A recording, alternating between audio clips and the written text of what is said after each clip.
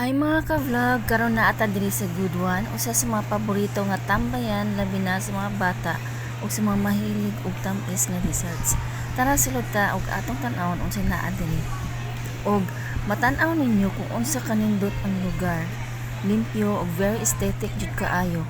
Murag bisag asa ka matan-aw perfect jud sa mga pag-pictures og selfie. Nindot jud kaayo diri kay naa sila DIY swirl. Ang mga bata excited kaayo kay sila mismo ang magbuot sa ilang frozen treat. Pili lang sila sa mga flavor na gusto nila. Unya bahala na sila unsay toppings ang ilang ibutang.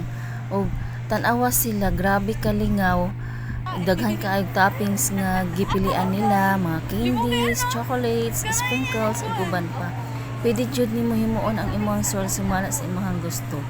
Human makapili sila og toppings, gitimbang dayon nila o gibayaran nila based sa timbang o per gram. Simple lang siya, dali og enjoy kaayo ang experience sa mga bata.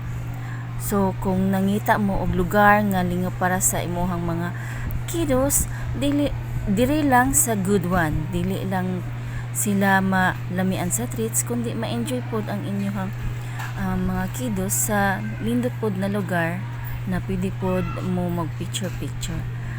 See you next time guys. Salamat sa pagtan-aw mga ka-vlog.